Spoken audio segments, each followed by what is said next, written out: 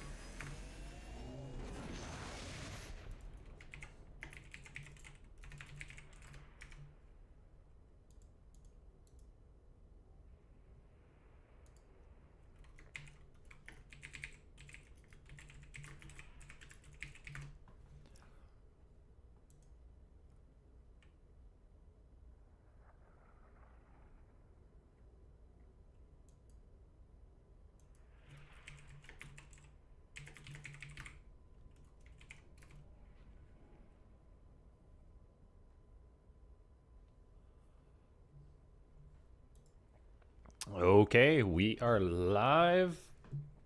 Hello, hello everyone. We'll be getting going in just a moment here. Just making sure that everything is running smoothly. Is that microphone in a good enough position?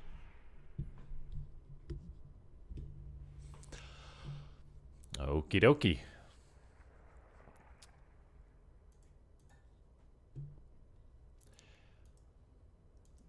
See if those best of 5 matches. Oh dear. Okay, guys, it may not be ANIbot versus Caninana today. Oh wait, those totally queued up on the wrong maps.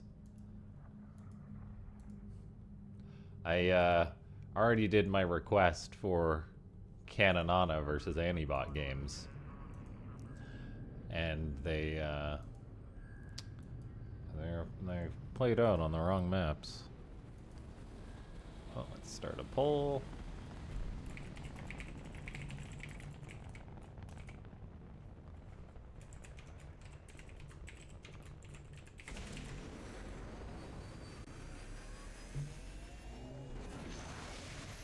Okay, so we'll try this again.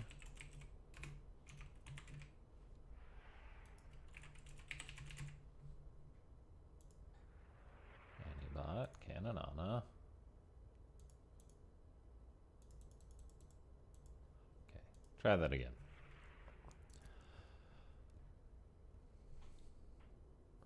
Okay, hello, hello, hello everyone. Let's pick our first match. I've already got a few bots that I would like to watch today.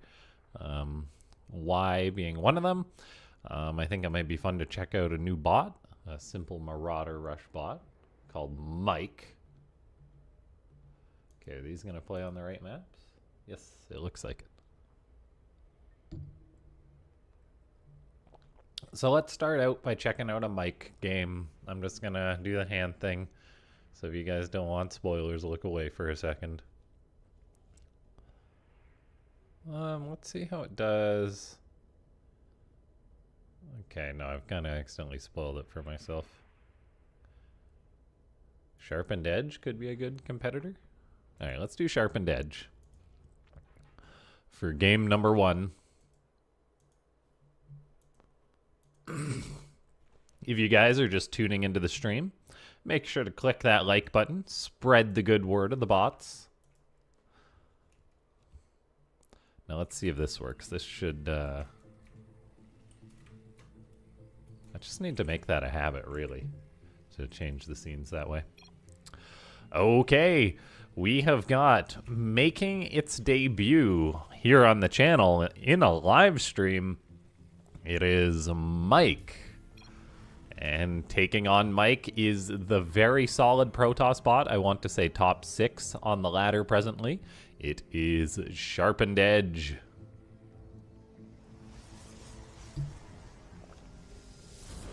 So Mike had a description, and it was that it was a simple Marauder Rush bot. I don't believe there was any other info on it other than that. I can just pull that up 1 second. Yep, simple Marauder Rush bot programmed in Python, created the 26th of October.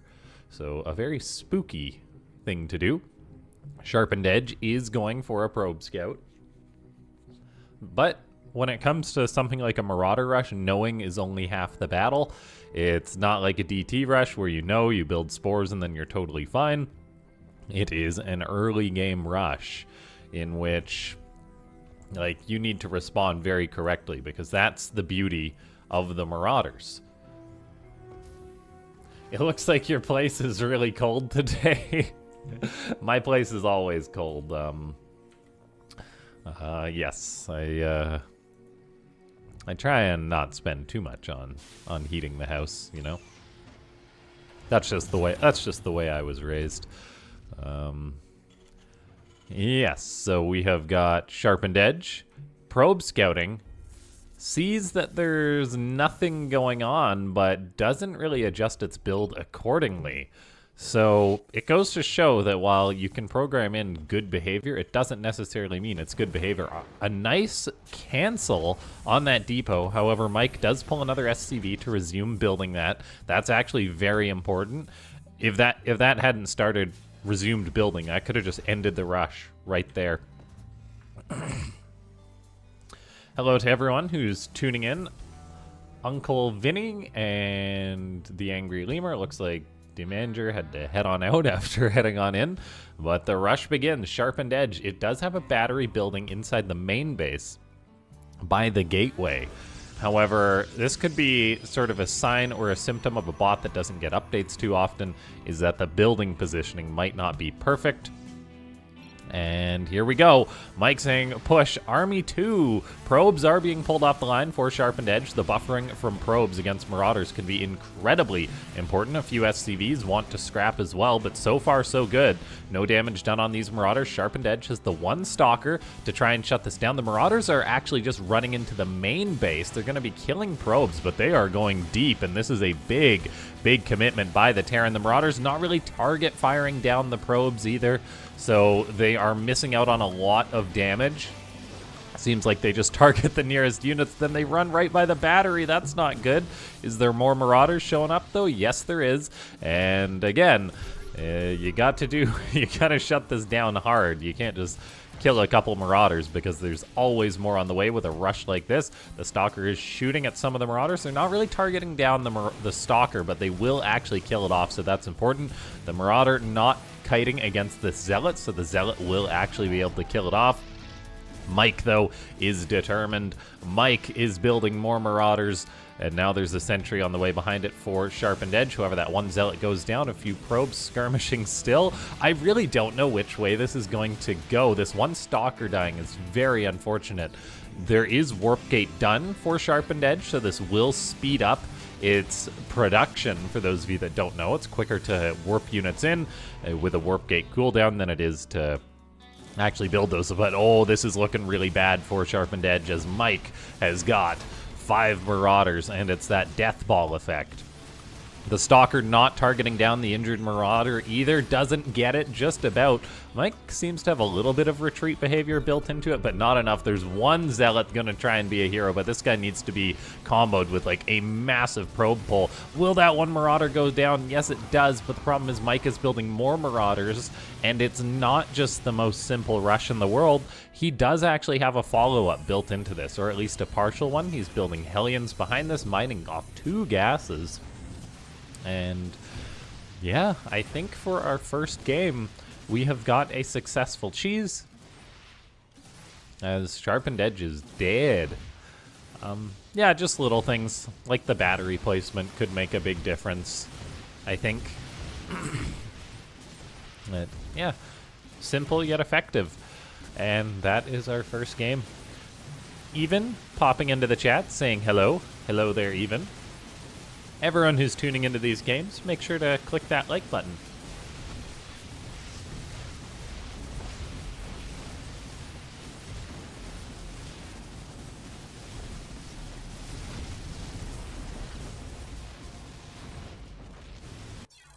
GG. It is cool that Mike was also building a starport as well. Across the map, weirdly enough. It just wanted multiple. Yes, concussive shell marauders is very, very strong. Humans, bots, it doesn't matter. Is this the one we want? That's the one we want. Okay, so let's pick out our next game. So we've checked out Mike. Mike looks good. And then there's this other cheesy bot.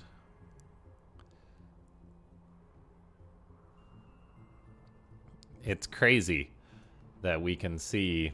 I'll zoom in a little bit so you guys can see, but this is just how often bot authors update their bots. Lunax, like, hasn't been updated for 10 days, 12 days, something like that. But when it first came out onto the ladder, it was beating all of these bots. And now it is not, which is very, very impressive from these bot authors to handle that. So I just wanted to point that out. Now I'll go ahead and find as our next game. I kind of want to do a bit of a longer one, so I might pick like a BenBot game. A bit of a longer match, so I'm gonna do the hand thing. Actually, I can just turn that off for you guys. Boop. Now you can't see what we're gonna play next. So yeah, I guess that's a skill issue. We're not gonna do a Xena game. We could do a longer Changeling game. That could be fun.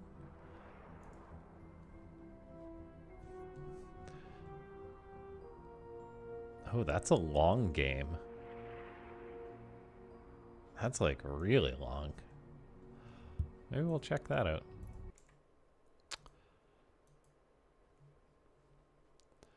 All right, place your bets on which bot I decided for us to cast next. And yes, hello everyone who's tuning on in. Hope you're having a wonderful Saturday.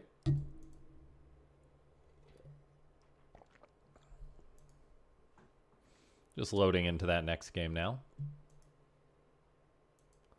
Oh, classic bad gateway from AI Arena.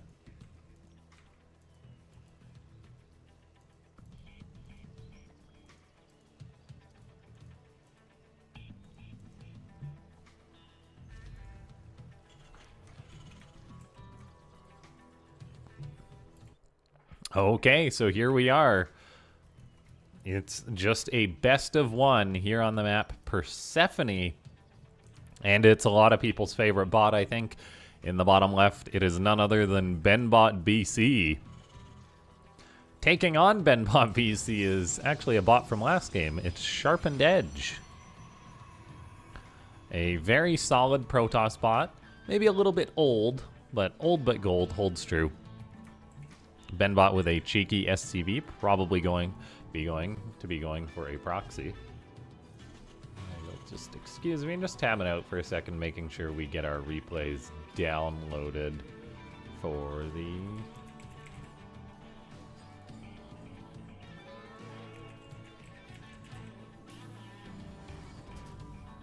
when we do the full best of 5 later in the day.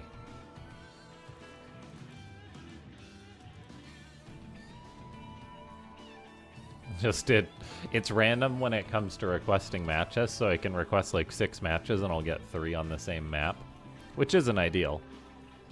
If I wasn't lazy, I could manually request the maps, which I'll probably start doing to save requests, because requests are a resource. Okay, so we've got Sharpened Edge being a total D-bag with its scouting probes again. We see how while bots tend to have some behavior to intercept that, it's not usually as refined as it should be. The fact that I got a probe in an SCV in the previous game and one in this game shows that was a worthwhile endeavor by the bot author. Now, BenBot maybe watched the previous game and said, let's build some Marauders. As that's exactly what it's going to do. It's got Concussive Shell on the way. It's got a little bit of a delay on its second racks though, but a very nasty TVP build. There is an SCV and a Marine crossing the map, probably going to be trying to build a bunker. Sharpened Edge does have its gateway done, and oh man, what is Sharpened Edge waiting for right now? Is it just like trying to get a scout or a confirmation or something? Because it was very, very late on starting up this Stalker. This is the kind of thing that I've had to criticize Sharpened Edge about in the past, is that sometimes its builds hang a little bit when they should not. So whatever sort of logic it uses doesn't necessarily hold up, as this Stalker is much later than it should have been, and now the Marauder's crossing the map, so this may not be delayed when it potentially could have been. 4 probes are being pulled off the line. If this bunker gets up, that is going to be huge. It does not actually, though, so that's a darn big deal. The Stalker not shooting, well, it's shooting at the bunker, not going after the Marauder. Meanwhile, the Marauder gets some nice free probes. The bunker getting canceled, though, is a big deal, an absolute necessity. Where's the probes? Why have they forsaken the Stalker? A Zealot comes on out, and that might actually allow Sharpened Edge to take this engagement. BenBot not ignoring that Zealot when it maybe could have. That might be something worth looking into. Clearly, there's retreat behavior on the Marauders, but when you got concussive shell Marauders, they don't really need to retreat all the way. They can just retreat a little bit against a Zealot, or wait till the Zealot's a little bit closer in their range, and then still prioritize the ranged units. Now, probes have to be pulled from Sharpened Edge once again against this rush of BenBot. There's 2 more Zealots on the way for Sharpened Edge, but that is not good because they will not actually kill many of these units. We see good micro from BenBot, keeping those Marauders and Marines away from the Zealots. Sharpened Edge does have an Oracle on the way, so this will be interesting because that Oracle could potentially save Sharpened Edge's bacon, and its bacon definitely needs to be saved.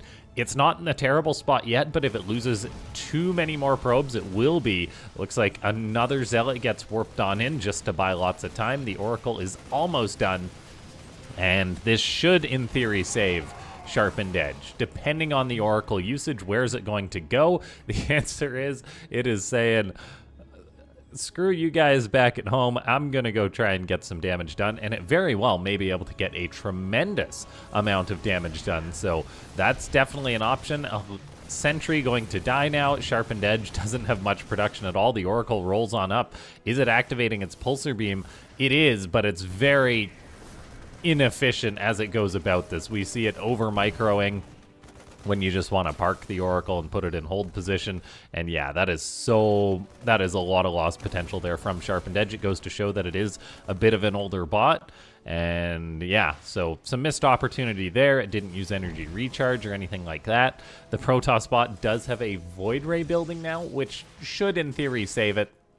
Looks like BenBot pulled most of these units home, maybe in response to the Oracle, which again isn't great because you don't actually need to pull Marauders home to defend an Oracle. BenBot now with Stim on its few Marauders doing its thing. And yeah, the Void Ray can defend this as it begins to go to work. There's only a couple of Marines. The Marauders get melted like butter. And then this Void Ray is just gonna save the day for Sharpened Edge. This is a big, big deal for the Protoss bot. It does have another gateway on the way too. And it looks like the Sentry probably will go down, but yeah, this is not good for BenBot. This is very inefficient. Trading Marauders. I was gonna say trading Marauders to like get a pylon or something, but it's actually gonna walk away with a Sentry too, which isn't bad. Meanwhile, the Oracle of Sharpened Edge is ready to try again. I don't think it's going to do too well based on previous behavior, but who knows, as it does come on in. But we see it is over-microing this a little bit, like too many commands being issued as it tries to path away. And then it does actually get chased away by one Hero Marine. Believe it or not, the Big Gabe is here with us. And yeah. A Robo on the way for Sharpened Edge, a Forge. Meanwhile, BenBot just chilling, getting up its third base inside the main. I'm a little concerned for Sharpened Edge because I think BenBot probably has a better late game composition. So while it held the early game rush, I do worry about like the mid to the late game, basically. Mid game, maybe Sharpened Edge will have a chance, and it also depends on BenBot's composition. but I am somewhat concerned now for the blue Protoss. It's on an okay economic position, but like, yeah, like BenBot is a very beefy late game bot. The Oracle will try again. I believe there's a turret and a Widow Mine there, so I think it will try again, most likely die. And here we go. Oracle comes on in. There's the turret, so it does at least avoid that. The Void Ray coming out too, and Sharpened Edge is getting aggressive, moving across the map with its ragtag group of units. And who knows, maybe it can get some damage done. At the same time, though, we do see there's this very, very solid bunker and tank for BenBot. BenBot notably kind of pulls back a little bit to stay in range of its tank during this fight, which is massively important. There is 2 Void Rays and only 1 Marine and a Viking to handle them. However, there is a turret there, which will cause problems, and the Viking too, definitely putting in the work. Prismatic alignment not being canceled as these Void Rays retreat, so at least it looks like they do get away for Sharpened Edge, but again, not a very successful attack. The Oracle keeps on trying, but will not find success. BenBot then re-tasks the Viking to hunt for that Oracle.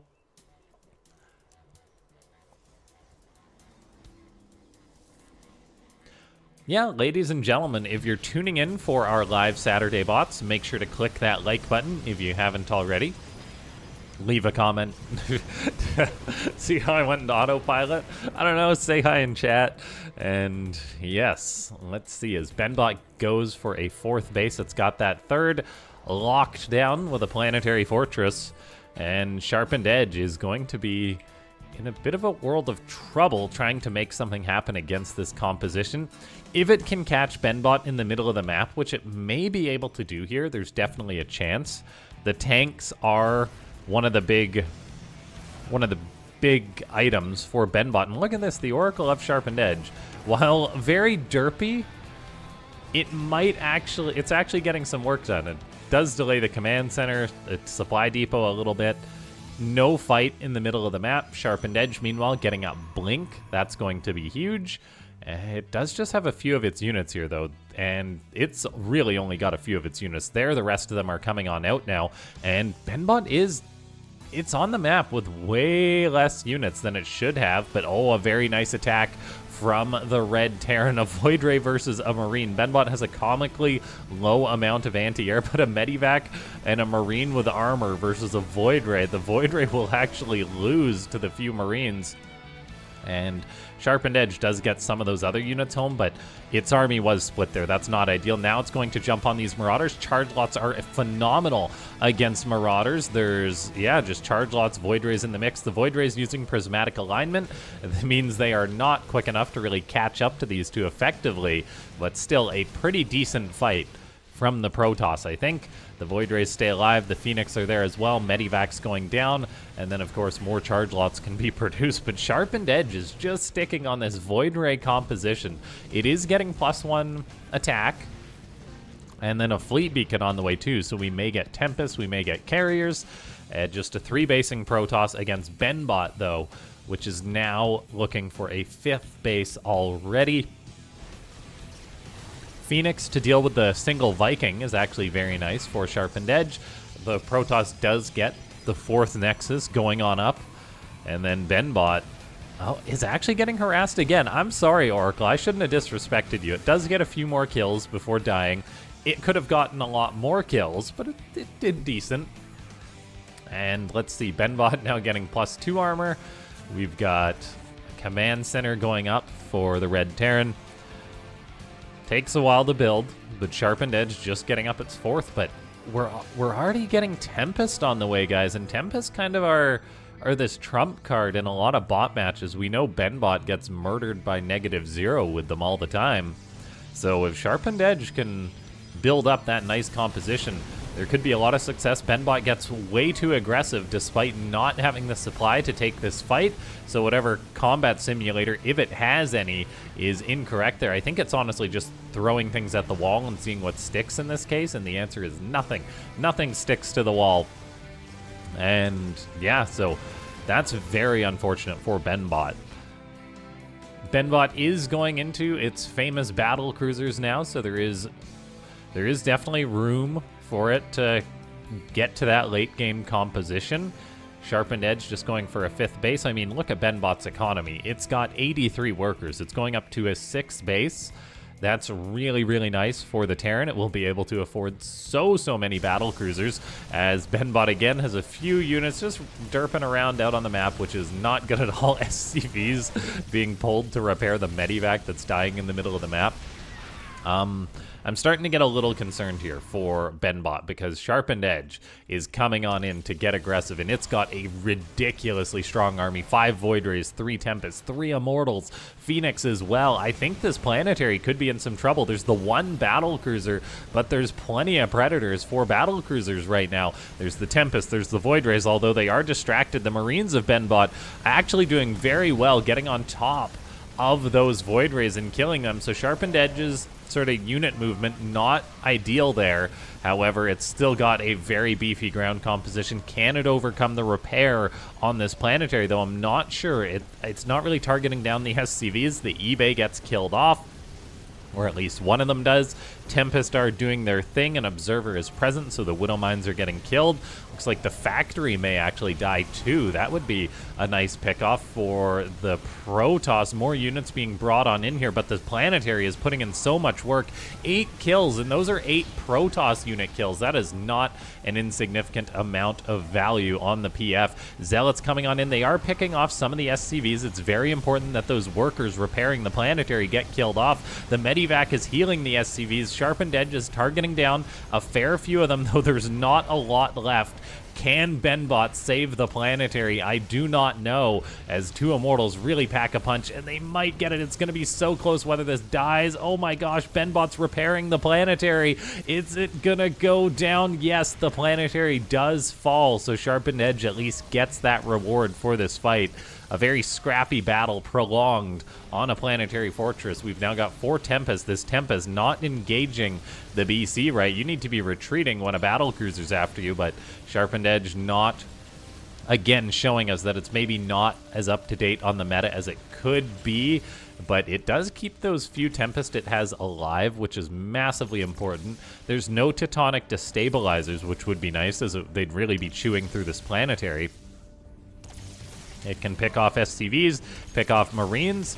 Fortunately, the SCVs do have armor, and the Tempest doesn't have +2 attack yet, so it actually takes 2 shots to kill them.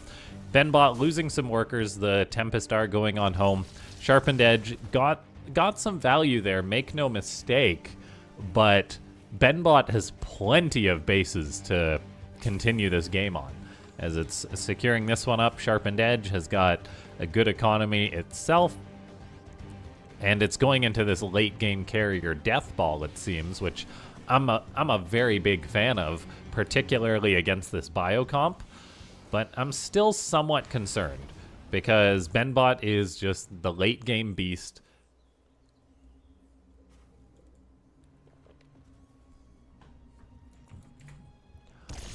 Tempests do get a shot right out the gate. Battle cruisers using Yamato cannons. They may actually die. One of them perishes. Teleport is off cooldown. Almost enough damage to kill that before it escapes. That's a good trade for Sharpened Edge, though, to keep that battle cruiser count low. Like, what's actually died? 2 Tempest have died. 6 Void Rays. Sharpened Edge hasn't played a flawless game. BenBot's been reasonably cost-effective, considering all the bio units it's thrown away to their death. But this is a beefy Protoss army. We've got 6 carriers in the mix, Tempest to support them so battle cruisers can't answer them. A nice ground army too.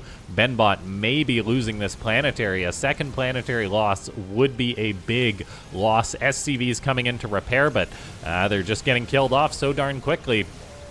And yeah, the Planetary is in trouble. But take a look at this. The carriers aren't really firing, guys. Unless there's like a graphical bug or something, these carriers for Sharpened Edge are totally not working.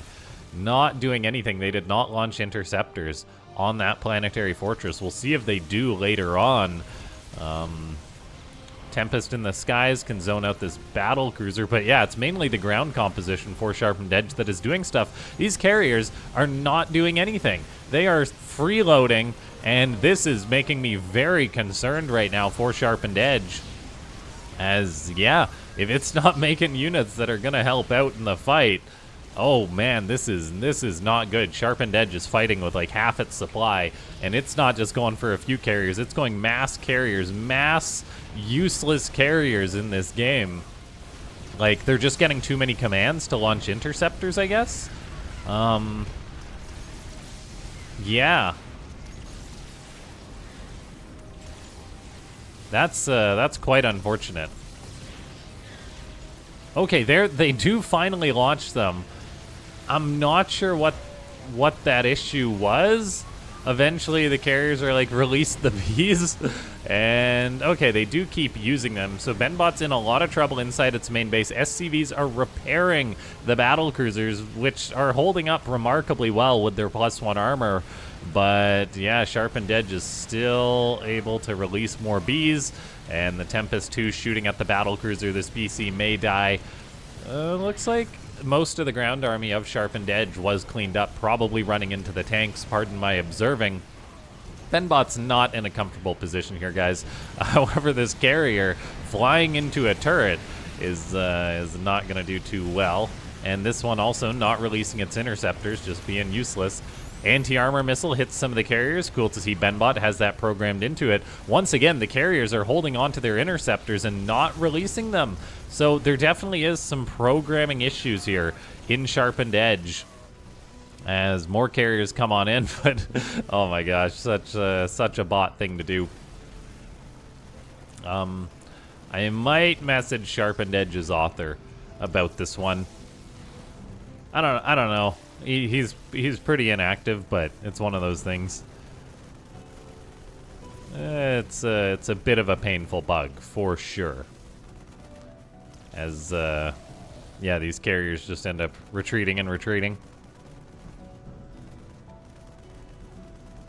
Oh man, this is so painful. It's weird that they did launch their interceptors once, but then never again. Sharpened Edge is at least building some ground units to protect these useless carriers. I think we'd be looking at a Protoss win already. But no, they're just bugging out. So Stalker's going to have to do the heavy lifting in this game. They may be able to as well, as BenBot doesn't have that much stuff.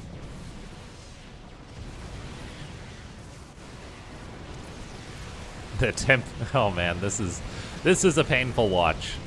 When a replay goes long, there's usually a reason for it. Like, why does that game go so darn long? And the answer is, in this game, that Sharpened Edge fails to end it when it probably could have. BenBot mining from the gold base, dropping mules, which is really nice. And then we've just got, yeah, Sharpened Edge unable to seal the deal on this one. There's still hope for it, but when you're building mass carriers and your carriers aren't attacking, that's usually a problem. We'll see. They did attack the battle cruiser, which was interesting, so I'm wondering if there's just some targeting issues or something. Okay, now they launch interceptors again, which is just so bizarre. It seems like a battle cruiser has to be on the field for Sharpened Edge to be willing to launch the bees. So the bees are released, or at least 2 of the carriers have their bees released. Lots of repair going down on this factory to keep that alive. BenBot, of course, is building armor, so it's actually incredibly beefy. Interceptors still out on the map, killing some Marines. As they're getting driven back, will more bees be released? Doesn't look like it. Tempest still doing its thing, causing problems, but BenBot's tanks have got a ridiculous amount of kills, as it goes to show that there's just the tank at the natural strategy is incredibly effective for BenBot. Stalker's trying to poke on in, maybe get this tank. Yeah, doesn't look like it because there's a planetary. It is cool that Sharpened Edge jumped on the tank, but it will not be able to get that. There is one Tempest still harassing. BenBot, though, it's getting up to a decent battle cruiser count. It's got a Thor in the mix, and the carriers, again, not launching their interceptors. Oh gosh, it's so painful. I don't think I can watch anymore. As, yeah, this is just massively unfortunate. WM autocannon going down. It launches a few interceptors here and there, and then will it launch them again? No, it doesn't. It's got stalkers on the ground, but like they're just retreating for some reason. Sharpened Edge is still maintaining a presence on the map, using disruptors. Fortunately, it has some stalkers to help out. It cancels another base of BenBot.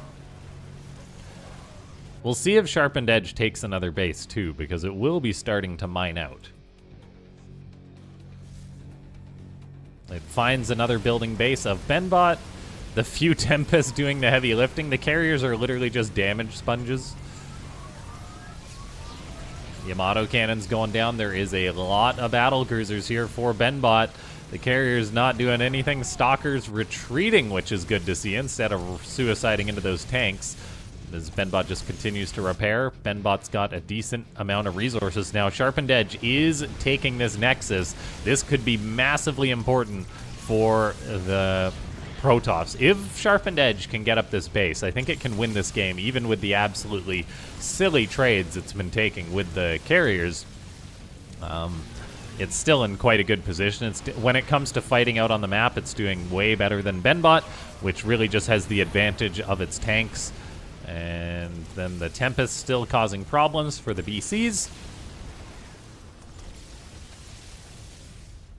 That might actually be a dead battle cruiser. It does go down, so nice pick off by Sharpened Edge. The Protoss now taking 2 Nexus, but down on supply compared to its opponent. BenBot with a 186 supply count. It's building more Thors, getting out more battle cruisers.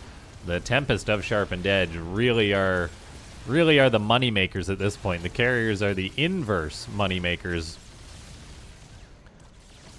This Nexus does get established for the Protoss, though, which is nice to see. Then we randomly get some interceptors released. It's like, why?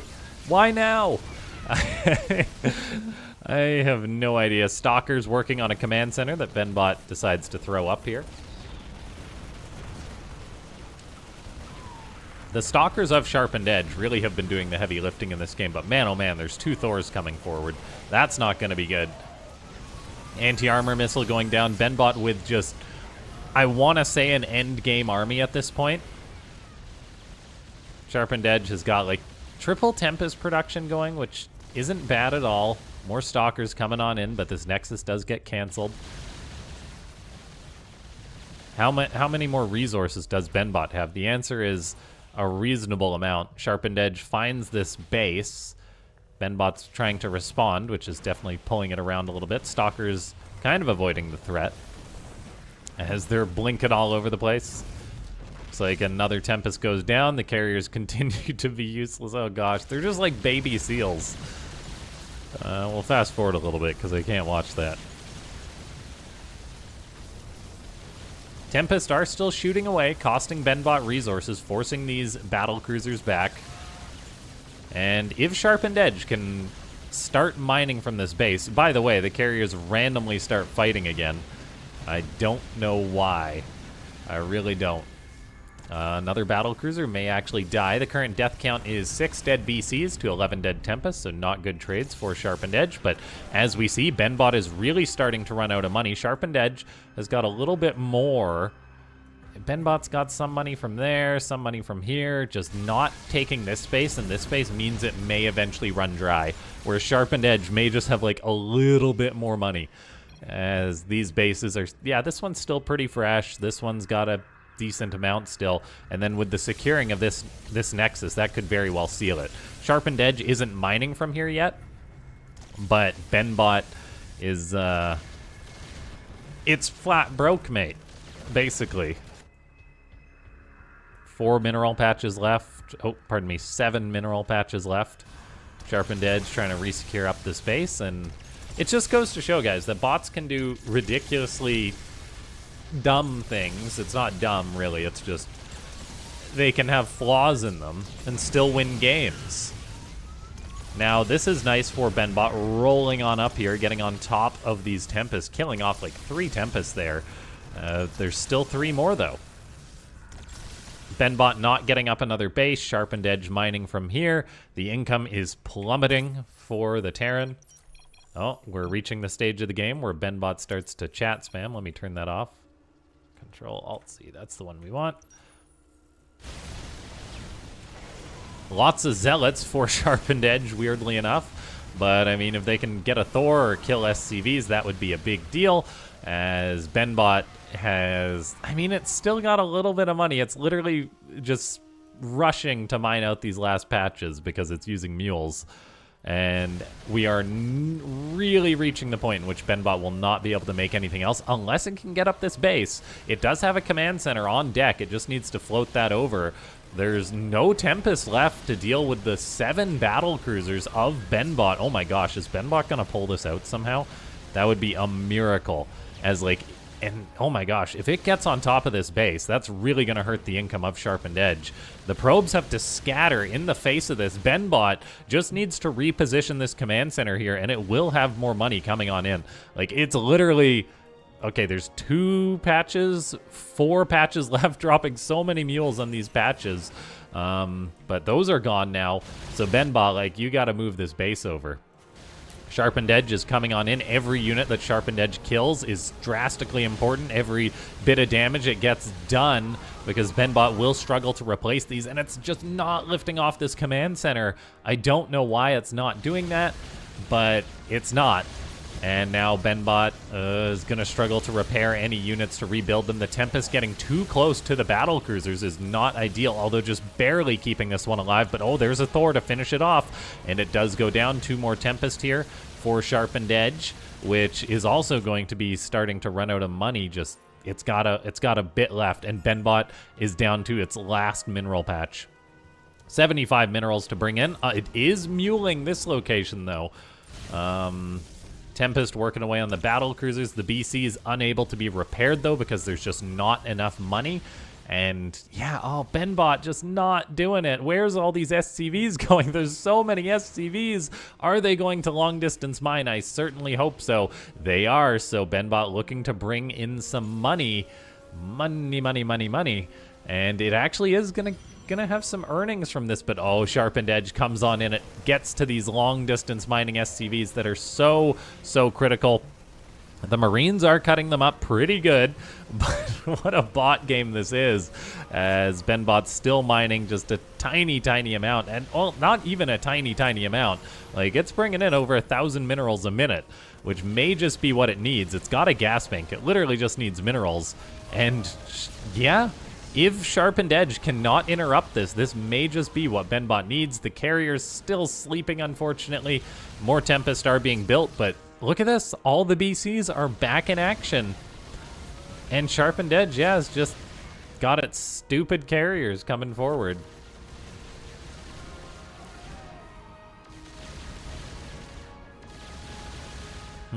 I think Benbot's probably done it in this case. Oh my gosh, what a close game. It's so funny how these games can just...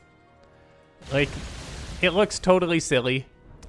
A bug from a bot, but it's still exciting to see which one's going to come out on top.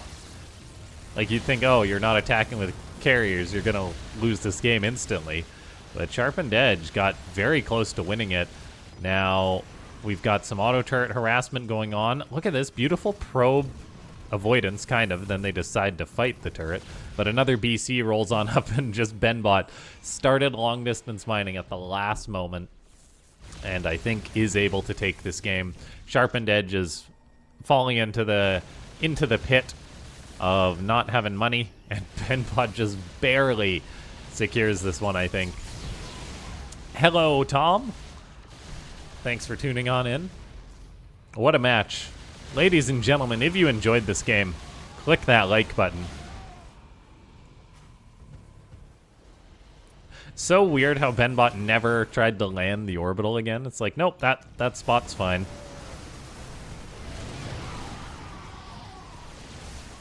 And Sharpened Edge was so close to interrupting that. Like, so close. This game could have gone both ways. And it had won the game, just the carriers didn't attack, which is problematic. Probes kill the tank there. Alright. Benbot almost long distance mining out this base, which is definitely a feat. Mule's being dropped, and all of a sudden, Benbot has life.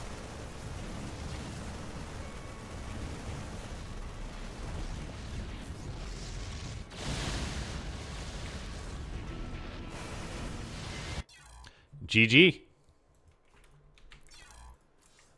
What a game.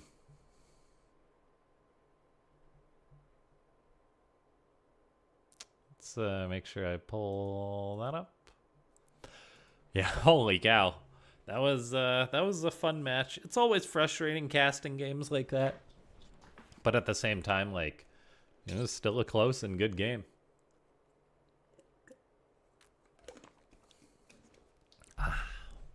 Agua. Hello to everyone who's tuning on in. If you guys haven't already, click that like button.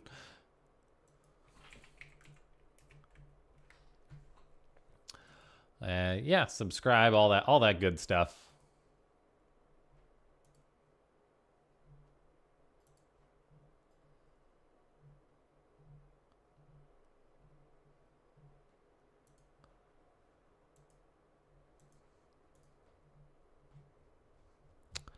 Okie dokie.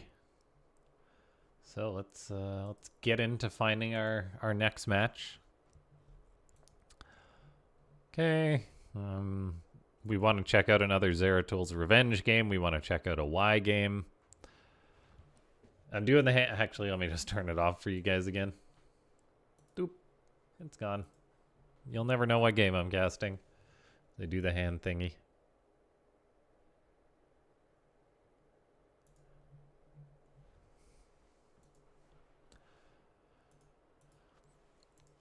Yeah, thanks so much to everyone for tuning in to the live stream. If you guys enjoy these Saturday streams and you're watching the VOD or whatever, click that like button.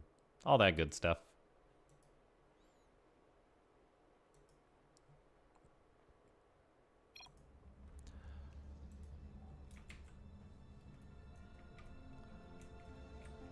Alrighty. We have got in the upper right a new bot making a debut. Well, not a debut, but its debut recently. It is Zeratul's Revenge, a Protoss bot written by Wesley.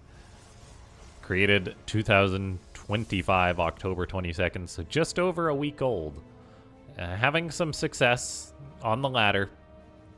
Let me check what rank it is. Pull that up real quickly.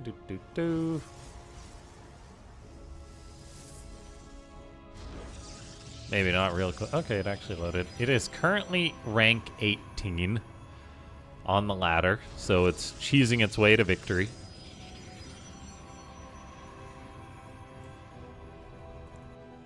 And that is enough that it may be able to qualify for Pro Bots. Now, its competitor is not a slouch for sure. It is Dominion Dog, a Terran bot that usually has pretty good cheese defense. However, in this game, it is not walling, which makes me ridiculously concerned. No scout either. Dominion Dog said generic begin scout, but it is not scouting properly. And yeah, this is making me worried because there's going to be 4 gateways cheesing, and this Reaper is going to have to put in some overtime for Dominion Dog if it wants to have a chance to defend against this. Yeah, it's going to depend on FCV micro, whether we get a bunker built up. So many different things can impact how a cheese like this plays on out. Dominion Dog, like, that's one thing that sticks out in my mind for this Terran bot, though, is its cheese defense at times. Like, when it's dealt with gateway rushes and transitioned into Marauders and that kind of thing. Maybe it just goes Mass Reapers as a defense. Just always go Mass Reapers, guys, because then you'll never be caught out by a cheese. If you cheese, you will not be cheesed. Until you're in a weird situation at 3 a.m. on the ladder where you're cannon rushing your opponent and they're building cannons on your side of the map too. Okay, so we get a big probe pull from Zeratul's Revenge. This is going to cut the production of the Protoss by 100% as all the probes are being distracted by this Reaper. This is not very good logic, but this could be what Dominion Dog needs to maybe play this one out. It does have a second Reaper on the way. This command center buying time, it gets canceled. There's another Rax building as well for the Terran. Will this second Reaper be able to save the day? SCVs are running and fighting. Okay, second Reaper pops out now. We don't get another one queued on up. The Reaper really needs to be careful. This Reaper still just working away on the probes, preventing any mining from Zeratol's Revenge. And that just goes to show the power of a Reaper on the other side of the map with unlimited micro. Dominion Dog is building 2 more Reapers right now, and looks like this Reaper may get that Zealot. Oh no, it's in a corner. What are you doing, man? Okay, it gets on out of there.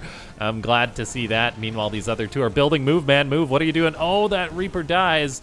So Zeratol's Revenge may have a chance in this one if it can just destroy Dominion Dog's economy and production.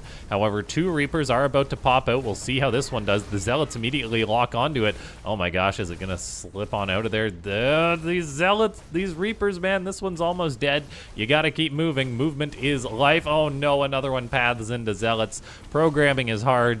And yeah, this one's by the cliff, which may just be the place to be, as it can do this yin-yang thing. Nice targeting from Dominion Dog. However, Dominion Dog notably only has a limited amount of buildings. The Reaper is now working away on a pylon, as we have a bit of a base race going on. Dominion Dog trying to build this command center like it's the most important thing in the world, as if it's not already on fire. The buildings of Dominion Dog get lifted on up, and yeah, what a wacky situation this is.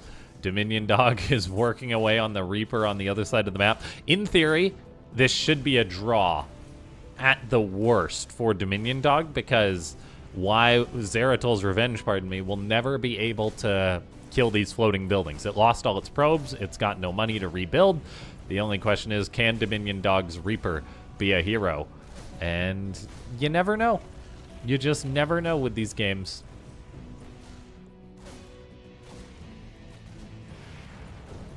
Command center burns down.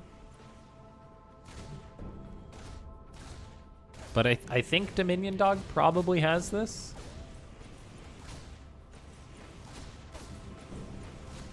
Gotta cheer for the underdog in this one. Who's the underdog? The Dominion Dog? Or the rookie, Zeratol's Revenge?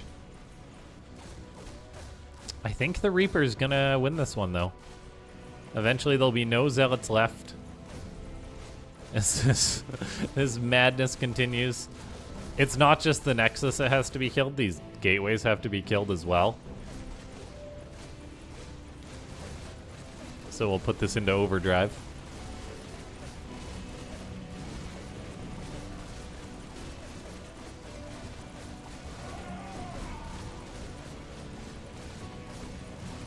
Oh, we're gonna have a draw, will we?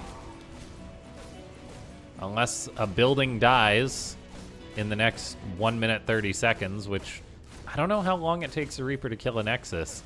But in theory, Dominion Dog can land its buildings anytime now. Oh my gosh, are we gonna get a draw? Okay, nope, the Zealot dies, and there's the mules.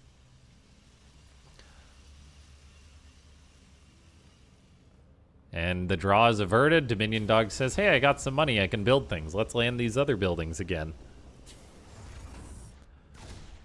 Okay, Dominion Dog wins.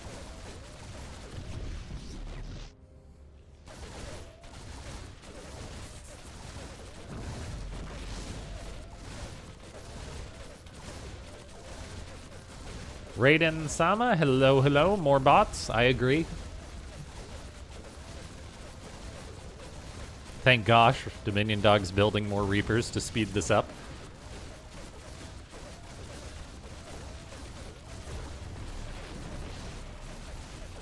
GG. Holy cow, what a wacky situation this was. Okay.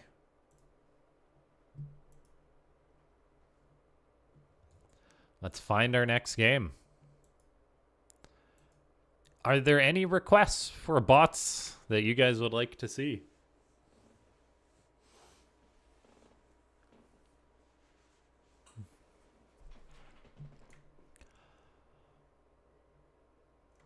Any bots at all?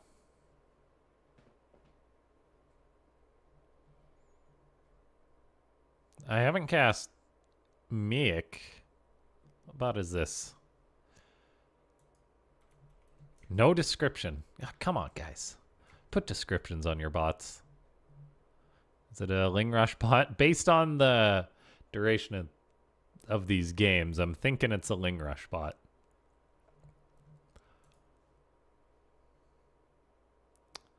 Turtles. Any TVZ. Well, we're going to be having the Zerg that Nidus mines. Dodo. We can... Is Dodo on the ladder? Yeah, it is. It's down in Div 2, but... Let's see how Dodo's doing.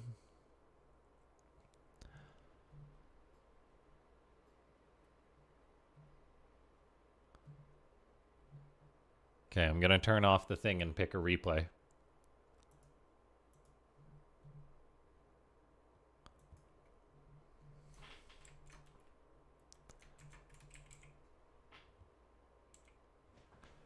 It's doing the hand thing. And the replay has been picked.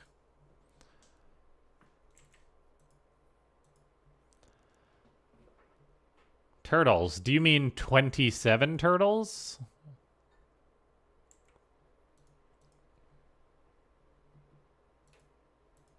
It's 27 turtles. It is still around, yeah.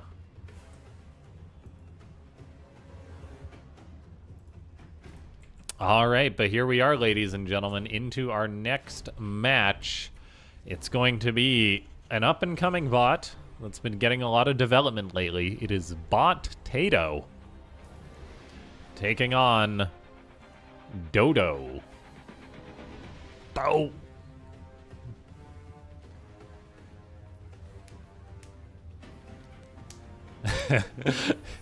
Do you mean 26 turtles?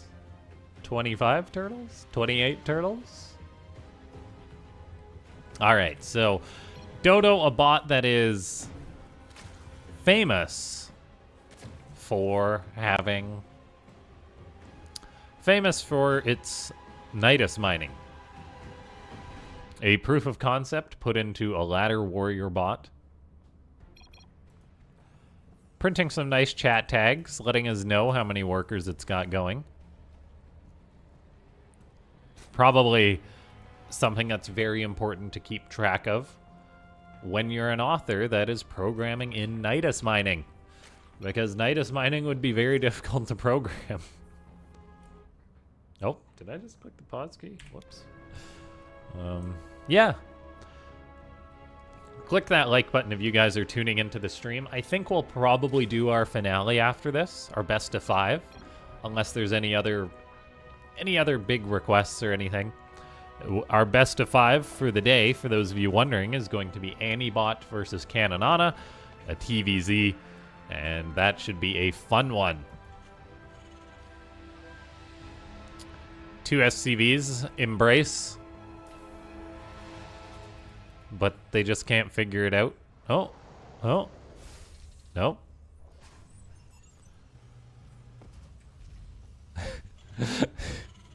I think this is another form of worker harassment we're witnessing.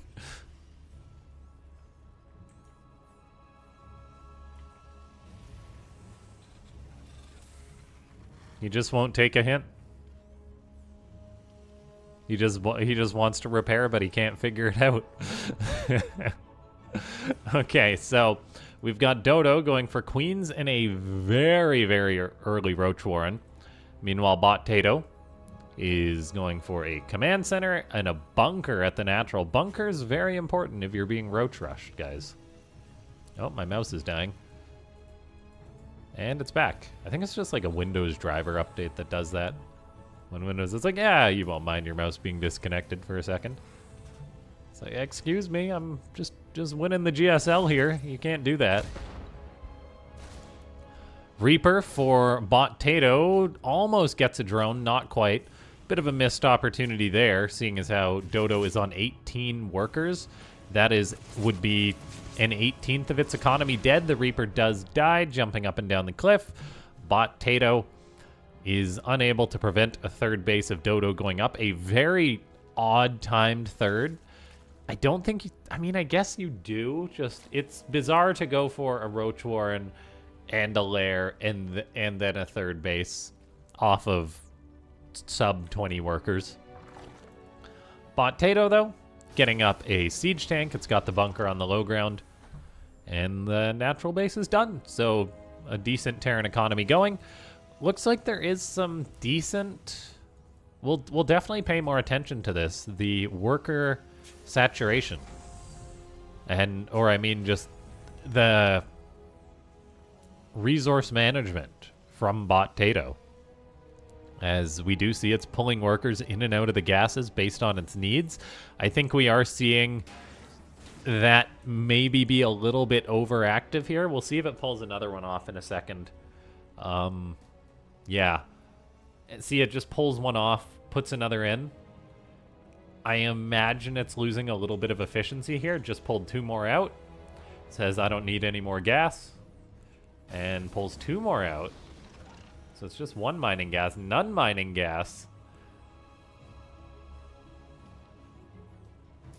Did it just queue up another CC? Yes, it did. So that's very interesting here from Potato.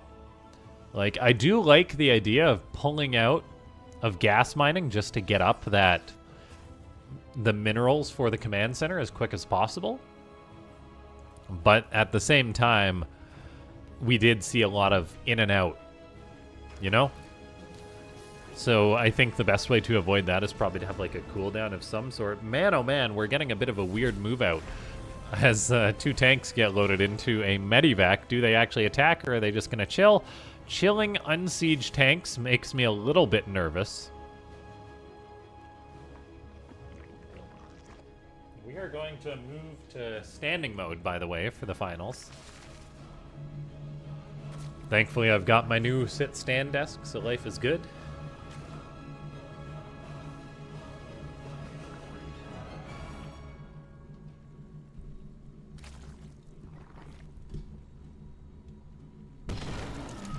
But here we go. Nidus mining kicking off from Dodo. No gold bases here on ley lines, so the efficiency is questionable, as opposed to just building a new Nexus, or a new hatchery, pardon me.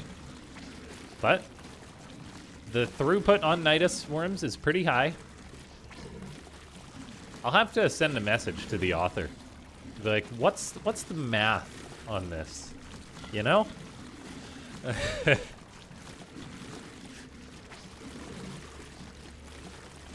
Because, I mean, the drones do travel less distance. Like, for example, like these drones here, it's mine in, out, and you can go in and out in a tick. It's just cool. Oh, yeah, I don't doubt that. But as far as, like, actual efficiency goes, like, if I had to guess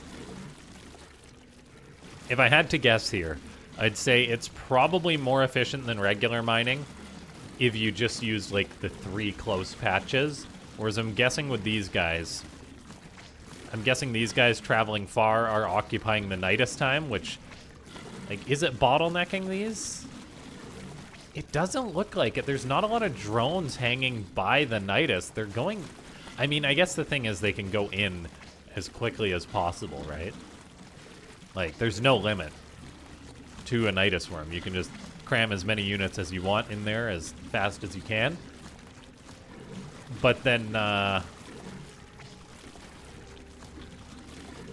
like, there's the output problem. Now, enough of that, though, as we do have Potato moving out. As the Terran comes on in here on ley lines with a very nice position with tanks. However, the Marines are maybe lacking some, and by some, I mean literally all upgrades. There is no detection, or there's a Raven somewhere for Potato, but it got injured. It's being pulled back, so the tanks are abandoned, and that means this attack is kind of falling apart. Roaches are being killed thanks to high tank splash damage, but Potato does abandon the assault, loses some critical units. And yeah, the tank losses are very, very big, because tanks are what you want against. 256 in a worm. I didn't know there was an actual limit, Does that mean that you can, in theory, max out a Nidus Worm with Zerglings? Bot-tato with a third base. It's not a planetary, which does make me a little bit concerned as Dodo continues to build up this scary Roach Hydra army. There is only one factory right now building siege tanks. And if this was a planetary, I'd say this could be good for the Terran, but for now I'm quite concerned if Dodo moves out and takes a fight with one tank. Again, no stim, no combat shield. We are getting cloaking field for Banshees potentially, which who knows, maybe that will find some success. But here we go as Bot-tato comes on in for a fight. It does get a decent number of drones there. However, then it begins to retreat upon seeing all these roaches and hydras. Probably the right decision, lifting some of the Marines up in the medivacs. It's then going to siege and take a fight. There is +1 on this bio combat shield, moments away from completing, but a little bit too late. Is it done? 4 seconds to go. So combat shield finishes now for the Terran. It's got +1 attack, and it did do a little bit of economic damage. Another tank comes in to siege up. Bot-tato's unit grouping seems to be quite decent here. The tanks are kind of sieging and unsieging as this goes on. The Raven, though, revealing the roaches. That's massively important for the Terran. Stim pack is done too, so this bio can stim if it wishes. The tanks are unsieging and sieging. A little bit too much here, though, as this has provided Dodo an opportunity to get on top of this. One of the tanks does perish. The other one stays alive for now. Raven revealing these units. But we see as soon as those units are out of range, the tank unsieges, which kind of led to problems there as they're just constantly unsieging and sieging as Dodo does this attack retreat type thing. The army grouping of Bot-tato is pretty solid here, though. This isn't looking half bad for the Terran as Dodo attacks on into siege tanks again and again. The question is, which bot is maintaining supply while which one is dropping? The answer is, I'm actually not sure. We got 166 to 150 supply. Bot-tato has lost a lot of its Marines. The two tanks are definitely getting good efficiency, though. There's the Banshee, the Ravens being repaired up. Vikings have been produced. I'm not sure they're going to help out too much, though, as, I mean, they're Vikings against roaches and hydras. They don't really do much aside from zone out the Overseer. These two tanks are the absolute lifeline of Bot-tato. Bot-tato, which is not getting any more upgrades, neither is Dodo, and as we look at the supply now, it really has collapsed for Dodo. So Bot-tato takes a pretty darn good fight against the Zerg bot here. Dodo bringing queens into the mix. There's no creep spread, though, so they will be unable to transfuse. And just attacking into these tanks has really cost the Zerg about 40 kills between the tanks. There's plenty more for Bot-tato as well. And the simple Roach Hydra strategy is very effective, but it falls off when your opponent does make use of siege tanks properly. And so that is probably going to be a victory for Bot-tato if I had to guess. 180 supply against 110. I mean, you can Nidus mine all you want, but maybe an aggressive Nidus Worm would have been the answer, something like that.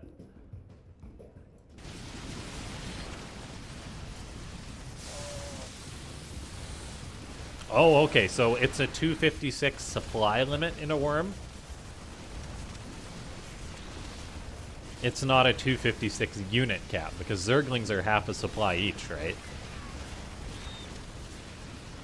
And as far as the 256 supply cap, could you in theory get higher than 256 with the Spore Spine trick? Or is that some sort of physical limitation in the game?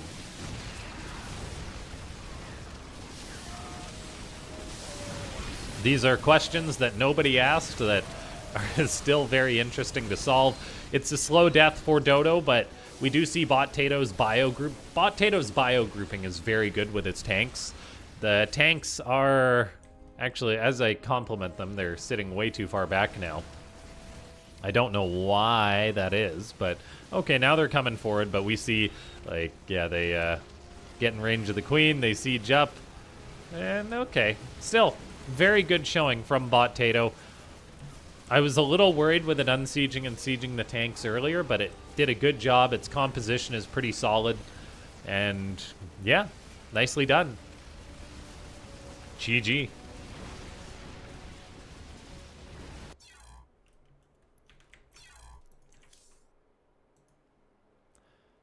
Okay, so we're going to have our finals of the day, ladies and gentlemen.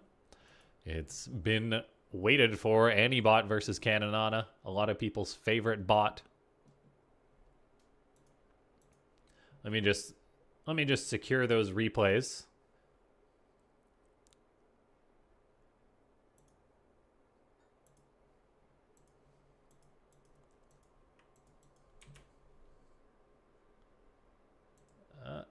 I've been a little slow, but there we go. Okay, we got one. Maganatha. I do want to provide the disclaimer that this is totally unofficial. This best of 5, it is not sanctioned by any of the bot authors, anything like that. It is simply 5 games requested between these two bots, where they will then battle to the death for our entertainment. And yeah, maybe we'll see a bit of craziness from ANIbot. Okay, I do have the replays downloaded though, so we can begin. As I'll load up that first match. Ladies and gentlemen, if you're tuning in, click that like button. If you enjoy these best of 5s and you want to see more weekend streams, subscribe. If you want to support the channel, consider becoming a YouTube member. It goes a long way. And away we go.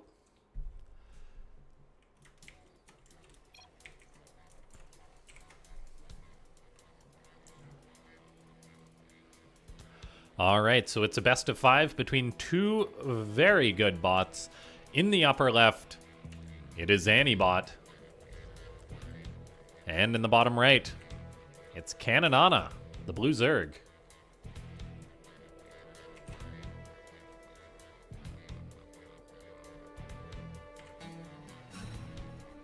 So, two very solid, I'll say, mid-tier bots.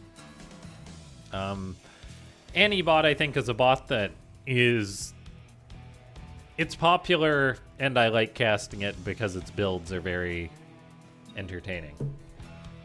Now, it's like, whether its strategies are always optimal, who knows?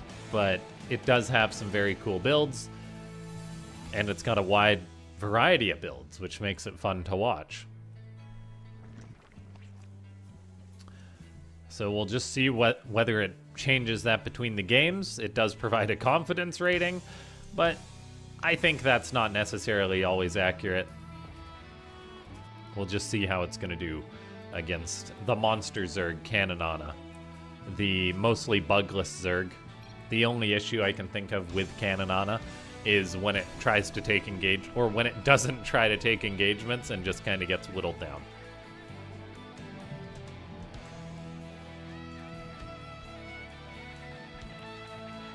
Let's adjust that a little bit. There we go. Okay, so we have got a marine opening from ANIbot factory prior to going for that expo, but I think we'll probably get that expo up next. So both bots going for the safe opening, but still eventually getting up that expo.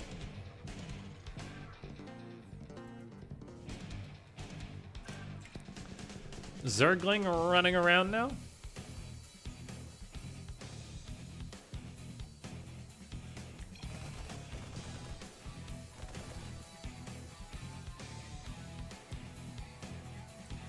Looks like ANIbot unable to stop it sneaking by, but then it does try and get up the ramp and gets killed thanks to those depots.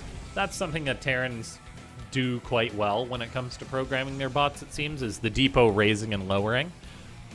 I can't think of a single time recently that a bot's been, I'm like, oh man, that bot should have raised the depots, and it didn't, but, which is nice. It's something that they all do pretty consistently well.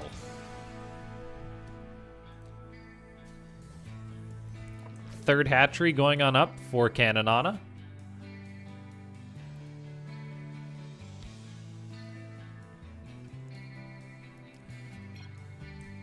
Burrow for the Zerg. Just nice, safe strategies. ANIbot has a Cyclone on the way. Those can be very powerful.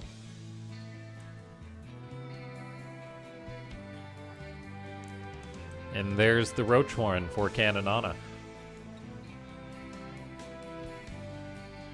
We get a second factory on the way for ANIbot, so potentially going very hard into these Cyclones.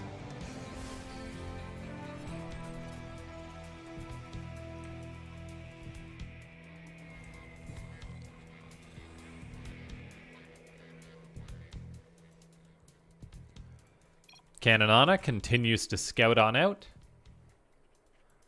There's the Roaches beginning production. Creep spread is another thing to look at, depending on how the Zerg is doing. Caninana pretty on point with it. That's one of the...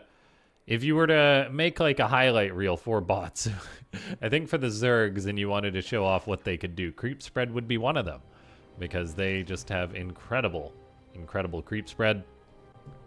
We do get high-sec auto-tracking from ANIbot. This is definitely just a safe choice by the bot author. I assume it's got something to do with Banshees and Liberators hanging out of range of turrets, maybe. And this kind of just solves that.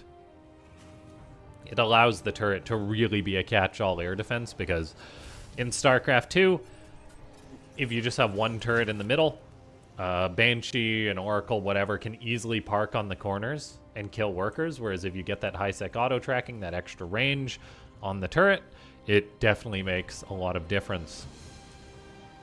Third base going up for ANIbot, meanwhile Caninana just chilling on 39 drones, getting up all sorts of upgrades, tunneling claws, pneumatized carapace, and a fourth base. So a very passive opening from these two.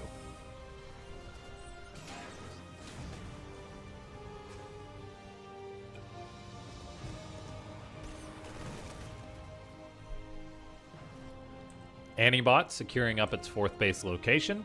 I mean, getting up the fourth, maybe a fifth, is doable, but the creep spread will be accelerating across the map, and at some point you do reach the point, if the game goes on long enough.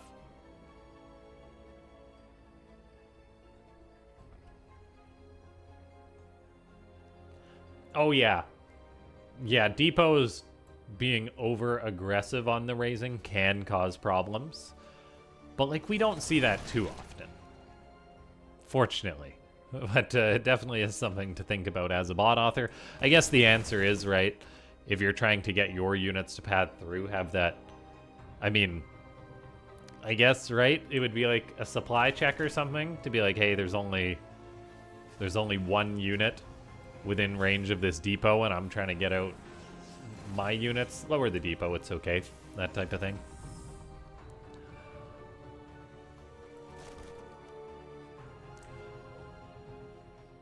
Overseers for Caninana, the very creepy, lurking, floating eyeballs. Just peak Zerg horror right there. Imagine if you woke up one night and you saw that looking through your window. Lings beginning to block expansions. This one not blocked, but also not taken yet. ANIbot getting up a nice Viking count. This could be significant if it is just killing off Overseers left, right, and center, but it's really just going to be mass Cyclones and Marines against the might of Caninana.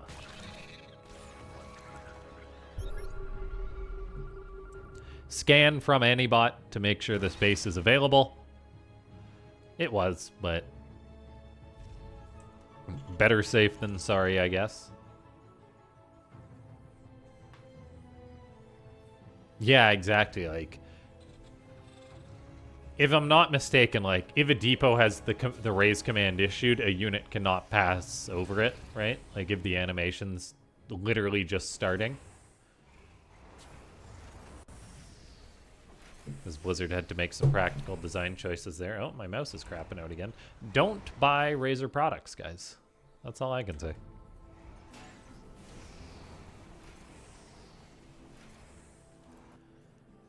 Okay, Cyclones continue to be built. Caninana at 66 drones, so down on economy compared to its opponent. But it is the Zerg that plays with all the fun toys in the late game. So maybe it's just saying, all right, take my time. But my point is that we're 8 minutes into the game. There hasn't been any aggression. Caninana could have, in theory, been a bit more greedy. Got up that 5th sooner. Already been at like 90 drones or something like that a minute ago. But now we have got Vikings chasing away some Overseers. ANIbot has yet to move out and get aggressive. It's adding Liberators into its composition. What a passive game. Spire on the way, Hive on the way. Infestors are the thing to watch here because they are phenomenal against Cyclones and just unupgraded Marines.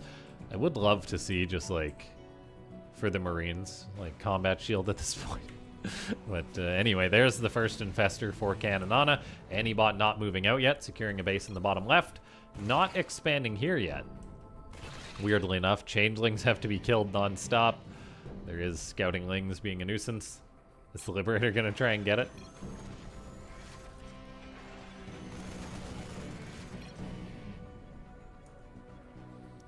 Okay, ANIbot maxed out. Caninana just about maxed out. We're getting Thors added in by the Terran bot. Probably not the best against Caninana, which has no problem neural parasiting those. Does ANIbot move on out? Yes, it does. Overseer's quickly escaping the Cyclones. Instant to react. As units are now all over the map. Well, ANIbot's units running all over the map. Caninana just with Overseers and Creep occupying a good chunk of it. Vikings are flying forward. Caninana makes Corruptors in response to the Vikings, which may be a bad thing, but here we go. Lings and Roaches diving for the Cyclones. The Cyclones kiting back. The Marines that were there to buffer have done all they could, and a lot of them have perished. We're seeing the nice burrow behavior from the Zerg, but there we go. A scan will allow some of these Roaches to be killed, but they're already out of vision range. Not a bad trade, though, for ANIbot as it maintains supply, whereas Caninana falls. We're getting triple Thor production. Some Roaches being worked upon as the Cyclones just continue to lock on to these units. No scans going down. Neural Parasites, Fungals, as lots of Cyclones are getting killed now as ANIbot overextends. And that was very painful for the Terran. Caninana definitely getting efficiency from the use of burrows, saving many of these units. Liberators on the map are causing problems, as those do need to be addressed. There's plenty of Vikings to support them, protect them from Corruptors. So maybe ANIbot will have more success with this. For now, the Terran has got a pretty good economy. Caninana got some Lings harassing the bottom left, though. This location is being secured on up. And the Zerg just has so much creep. Like, Caninana's vision is ridiculous in this game. It's just a blinding amount of green and blue on the minimap. Now, the Terran is trying to move out once again. We've got 3 Thors. ANIbot's famous Thor hit squad, but I think that's literally the worst thing it could go for against a Zerg with Infestors. Thor's moving on out, unsupported though. This makes me incredibly nervous. Roaches diving on top of them. One of them just gets killed off. Who needs Infestors when you got 2-1 Roaches against Thors with just 1 armor? We're getting Broodlords added into the mix by the Zerg. The bottom left is still being harassed. Cyclone's trying to respond, so very good behavior from ANIbot to save that. But Caninana is just going to harass again. Do those Cyclones turn around? Looks like they are busy trying to deal with Lings all over the place as this game is just turning into absolute chaos. Man, oh man. As a Cyclone hit squad does move out for ANIbot. Some Thors are there too. The Cyclones guarding the Thors could be a very big factor in whether this harassment has any success. Caninana also being pressured on multiple fronts. The Liberators are doing their thing. No advanced ballistics, notably. But here we see Thors and Cyclones moving up a ramp. They're trading out okay against the Hydras, but they will be cleaned up as the Cyclones are now being hunted down off of creep. The Terran is trying to push on in once again. Ling harassment going down, though. And how's the bottom left doing? Looks like it's still mining. Caninana has free reign all over the map for the most part. As well, maybe not, as ANIbot's got some Liberators sieging up, but that gets taken care of.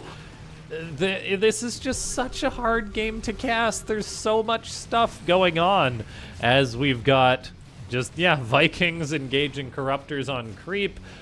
Neither of these bots has really coalesced their forces in any one location. And then we do have the bottom left being harassed once again as Caninana guts that base. ANIbot falling down in supply compared to its opponent, just not trading out efficiently enough as we take a look. 18,000 resources lost to 11,000. The Cyclones not doing very well against Lings. Liberators, though, can maybe turn that around, but there's Corruptors to deal with them. Where are their Viking Guardians? The answer is most of them have died, and so those are lacking some support. Cyclones can do wonderful against Corruptors if they get underneath them. Liberator's still doing its thing. Unsieging. Hydra's trying to pick them off. ANIbot has lost 75 SCVs. That's very painful. This is where you'd want this base in the bottom left to be a planetary, because the Lings are just more than capable of harassing this again and again. There's literally creep all over the place. ANIbot only on... well, I guess it's got 6 bases up, but it's down to 41 SCVs, which is not ideal for the Terran, as Caninana just plays way more efficiently than the Terran, and it looks like the chaos all over the map just absolutely goes the way of Caninana. And so I think we've probably got our victor for our first game. The Zerg getting more upgrades. There was a lot of promise, I think, for ANIbot if it maybe went for a direct attack, but it just ended up trading out for like 5 minutes all over the place, and it didn't really work out. Cyclone's not trading well enough. Like, we see Roaches just routinely escaping the lock-on. You need Ravens with the Cyclones, and while I think there has been Ravens, there's literally been 1 Raven that died, so there hasn't been enough Ravens.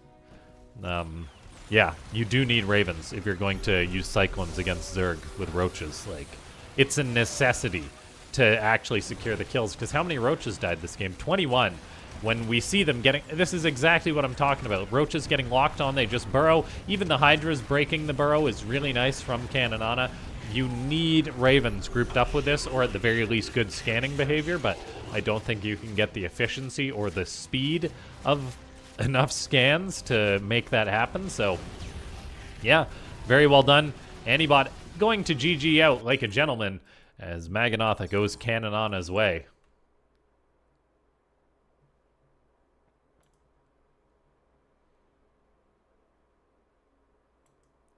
Have we seen any bots with good stuck unit handling, like sending a Medivac or Warp Prism to rescue a stuck unit? I can't think so intentionally, which is a little surprising, but...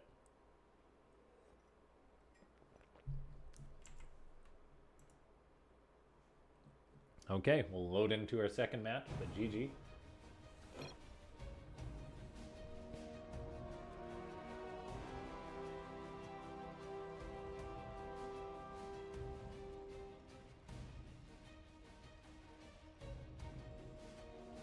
Okay, here we are. The best of 5 starts off with a lead for Caninana.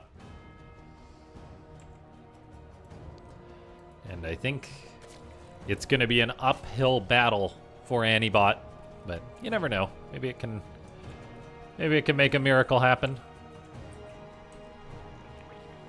Definitely an exciting game. Looks like we are going to be getting the same build from ANIbot, at least in this game. But things can go differently. If the base layout can be totally different, there's definitely less bases on Ultralove than Maganatha, which might mean less harassment, might mean a base not being all the way across the map for ANIbot that's getting harassed constantly. Might mean a more direct attack path, which could yield better results.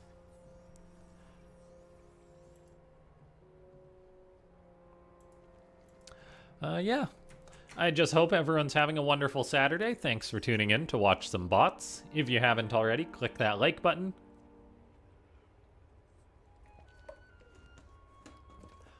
If you wish to support daily bots, consider becoming a YouTube member. And just one moment as I need to set an alarm.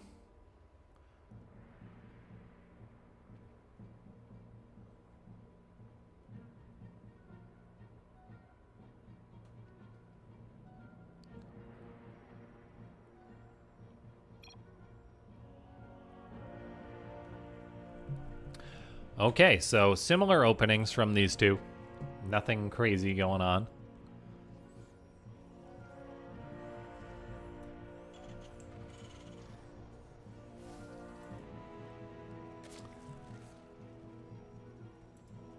Metabolic boost. Scouting Ling. Trying to make it up past those depots, but nope.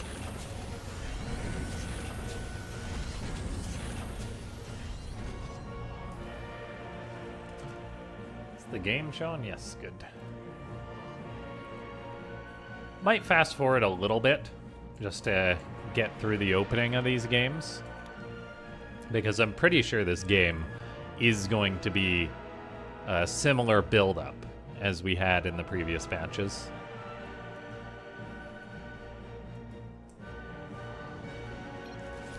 I definitely don't mind providing filler in games, like passive macro games.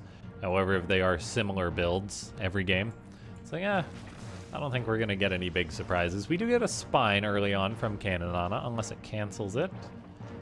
It does complete that. So I'm not sure if that's a...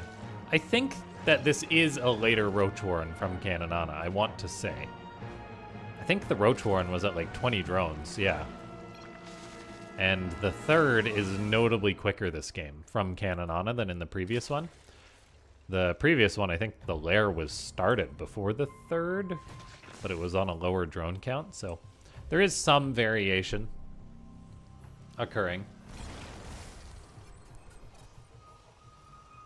ANIbot looking to take a third base. Very notable for ANIbot that it doesn't do like the Marine move out to secure the third. It does it for the fourth, because you're not really going to be slow. You're not really going to be Ling blocked at a third, I guess, most of the time anyway.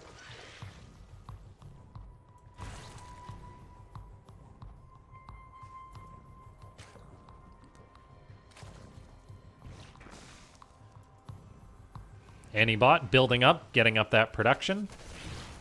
Third base gets harassed, but saved. Then, yeah, just passive macro between these two bots again. Fourth base going up for Caninana. ANIbot does have its third, turning into an orbital.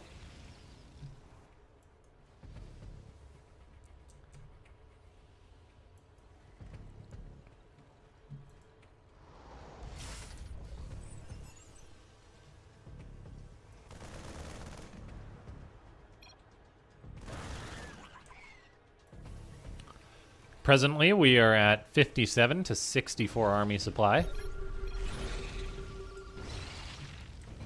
as these two bots continue the big build-up. Fourth base on the way for ANIbot. If we get an earlier move out from ANIbot, I think that could have a lot of potential.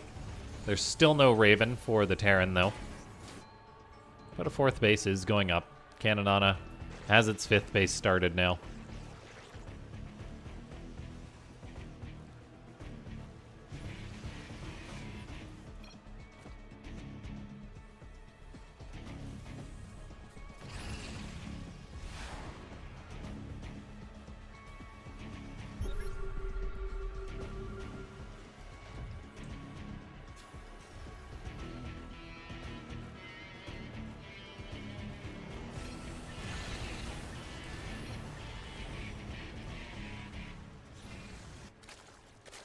Infestor, roaches, all the tech going up for Caninana. I think we'll probably slow it down a little bit now, as we are reaching that 200 supply mark for ANIbot. Caninana's tech production is lighting up the screen like a Christmas tree, as the Terran goes for a move out. Where are the Cyclones, though? These Marines are kind of being abandoned right now. We do get a scan. ANIbot says scanning burrowed roaches. The Marines are doing a good job buffering, and the choke points here on Ultralove could be very good for the Terran. But look at Caninana's roach aggression, just diving on top of this. I think the Cyclones might have just been so busy retreating they didn't even get a chance to lock on there. But again, we see a scan go down to reveal some infestors, but just so many roaches are able to survive thanks to breaking that lock on with the burrow as the strategy of Liberator Cyclone just gets slapped down by Caninana once again. Early on in this game, a couple of Vikings flying around, but yeah, I think just Roach Burrow is the icing on the cake here for Caninana, in that ANIbot just trades out horrendously there. It killed only 4 roaches. The Lings get killed, but the roaches do not. Liberator's still causing some problems, but all of a sudden Caninana is kind of on a good chunk of the bases of ANIbot, and then there is no Raven. A Raven was not even built this game, which is just something that doesn't work in TVZ. If you're doing this Marine Cyclone strategy in TVP or TVT, not really needed, but no Raven, so ANIbot is in a world of hurt. Thors are cool, but again, the roaches, they just burrow when they take damage and retreat. This is something we've kind of reached a consensus on, I think, when it comes to bots and bot games, is that you need detection to beat roaches. Thor is trying to go for a hit for Caninana, but I mean, there's 3 infestors that will just delete these things. And yeah, the creep's out of control. The 3rd actually dies. I'm getting a little concerned for this best of... I mean, hey, look, a roach got killed thanks to a scan. It only cost the Terran 275 minerals to secure that roach kill with the cost of a mule. Yeah, Vikings flying around. Dr. Imlunk, welcome to the stream. The Thor hit squad, just getting pounced upon by roaches and hydras. I think this is why we generally need to see tanks in TVZ. As Zerg just Zergs, man. Tanks, like, they have the bonus, too, of being able to kill the roaches with Splash. Merkmore. Oh, okay, hello. I know Merkmore. Or enough orbitals for infinite scans, yeah, but the problem is, like, programming scan behavior is very good. It's very, like, difficult, I imagine, and then just, you do not have a ton of scans. Like, for the way bot games work, like, it's consistent engagements. Like, ANIbot really has needed to scan non-stop for the past, I don't know, 2-3 minutes since the engagement started, and it's just unable to do that. Or you can have Ravens flying around, program them to be very defensive, or safe, I mean, and just really stay back, but still provide that vision. We have seen bots walk that line before and keep Ravens alive for a long time. Just that's not really happening in this game. And so Caninana is going to take the 2-0 lead, as I think we may just be having a bop for our weekend best of 5.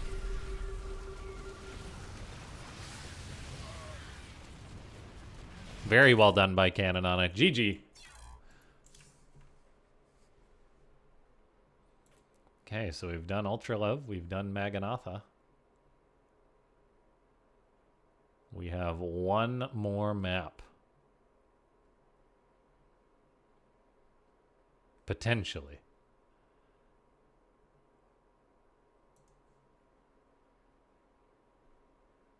Wait, I already did Ultra Love. Whoops.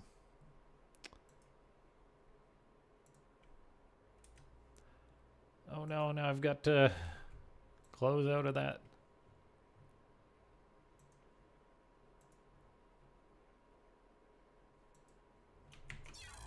Torches will be our next map.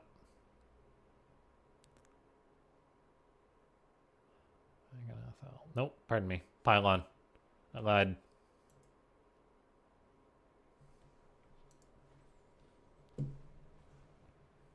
Yeah, big thanks to everyone for tuning into the stream today. Hope you're having a wonderful Saturday and you had a nice Halloween.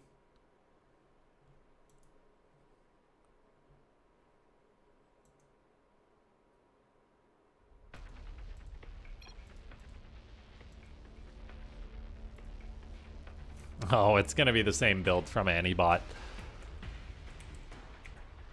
What do you guys think? Should we fast forward through this one significantly? Because I think it's just going to be the same passive stuff.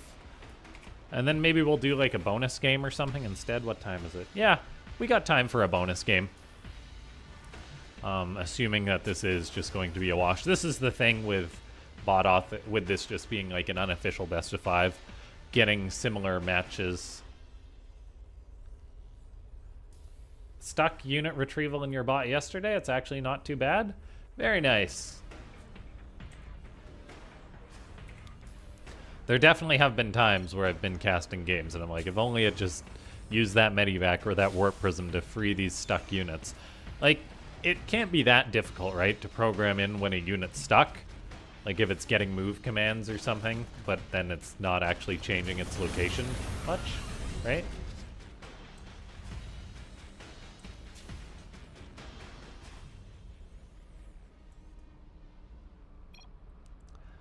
We'll see. Maybe the definition of insanity will work out for ANIbot in this game. Like, it's got a 10% confidence rating, so in theory, it wins 1 out of 10 games. Which across a best of 3 means that it's got like a 1 in 3 chance of winning one of these games.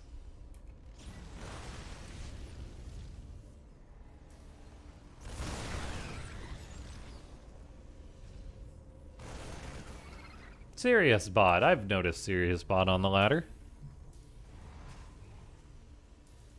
More roaches on the way for Caninana. Who'd have thought? Yeah, it would be interesting to see those games if ANIbot had better Raven usage, but like again, Caninana just dived on this army so darn well. Yeah, better not to have units stuck in the first place. That definitely is true. So it's one of those things. Do I work as a bot author to solve my units getting stuck? Or do I work on just trying to correct that if it does happen?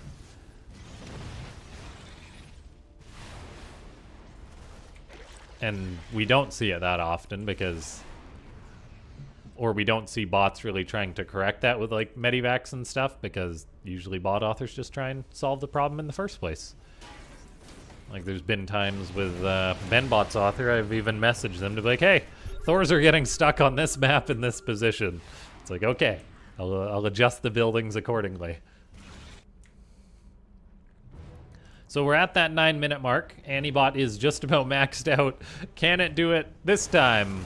As Caninana takes the fight very quickly. The Marines that ANIbot has been building all game are trying to kite back, and they're just getting slaughtered. I mean, this means the Cyclones actually are not going to die right out the gate. And that's just Marines for Lings.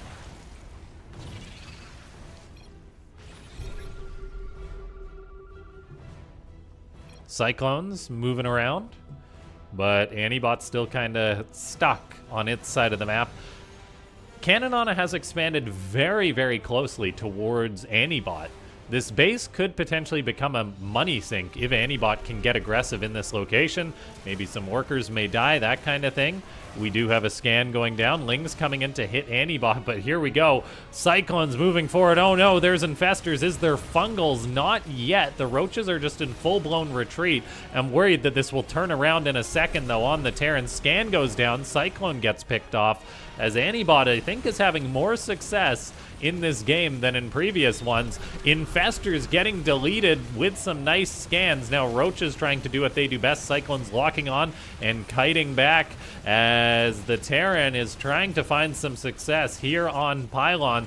Many of these Cyclones getting cornered. They're still trading out atrociously as they're not getting any kills here. Liberators, though, can secure some kills for sure, but ANIbot, I think the trades may be starting to spiral poorly for it. Once again, Vikings flying around being absolutely useless. Liberators, though, holding this position pretty well, killing Queens, Hydras, and some Roaches, of course, as well. Can ANIbot hold on to this location? That's the question. Can it start making Caninana just feed endless units into these Liberators? I think this Liberator will die.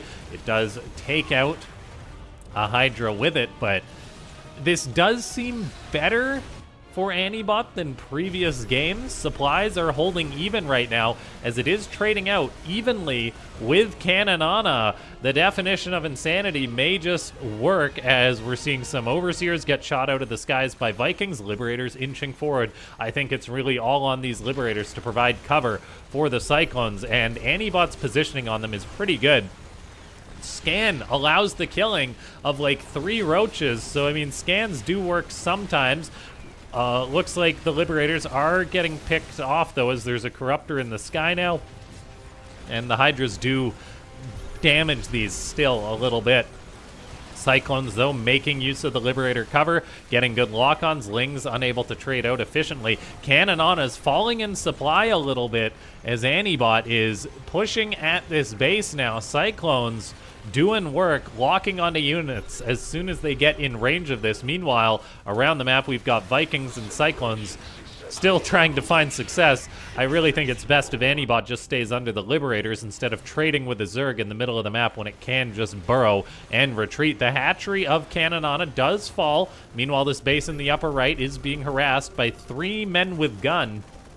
And then we do have ANIbot trying to push in. The first push has been successful. Can it take it any further, though? It's going to be difficult, because now you're really stepping into the den here, and it's, yeah, really concerning for ANIbot on so much creep that hasn't been cleaned on up. But Caninana, I mean, it's not maxed out, neither is ANIbot, though. Can ANIbot bait Caninana into a poor fight again? The Liberators have moved up to pretty good positions here. Lings, though, do get a wraparound. They don't care if there's Liberators. There's enough of them to just ignore that problem, as the ground army of ANIbot does get cleared on out. It's really just working with Liberators at this point. 5 Cyclones out. The economy of ANIbot is decent. Oh my gosh, did it lose this base and I somehow missed that? It must have. Pardon my observing. No, it didn't. Did it just like float it off somewhere and never have it in the first place? I could be mistaken or something like that. Anyway, we do have ANIbot kind of having the game freeze on it a little bit, as it's been unable to push any further. This is giving Caninana time to build up to that bigger, scarier Zerg army. There is enough Vikings in the sky, though, to protect the Liberators, which is massively important, as the Liberators are doing the heavy lifting. They definitely break Caninana's pathing a little bit. The Liberators themselves are maybe a little bit backwards. As we can see, this Corruptor may actually get a Liberator. That would be nice. Cyclones are now having to retreat against Roaches and Lings. Just the ground army of ANIbot is continuously getting whittled down. But we do get a scan from the Terran, locking onto some Roaches. That's going to be a few confirmed kills, and more Liberators coming forward. Look at how many Liberators there is here for the Terran. Hydras from Caninana thinking they can take this fight. They do trade out half decently. Meanwhile, Vikings are still protecting this Terran army. This game is way closer than the other ones. Lings, though, finding this base, harassing it. Notably, the base in the bottom left hasn't been harassed very much at all this game, I don't believe.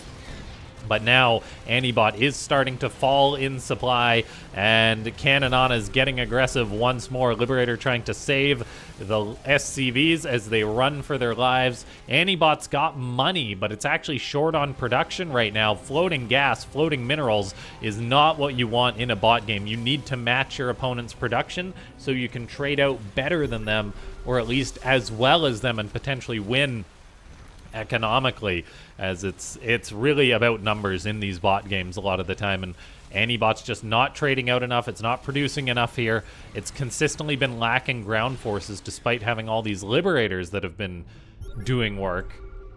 And now we're having harassment. The base in the bottom left gets lifted off, and all of a sudden things crumble for ANIbot in the third match. And I think Caninana's probably got this. Yeah, literally 2 bases for the Terran. It's got creep in its natural base. The lack of Ravens to deal with the creep spread really caused problems, I think. And Caninana should have no problem finishing this one, I don't think. As, yeah, the Zerg does indeed take it. The best of 5 goes the way of Caninana, showing us that it is a very solid bot.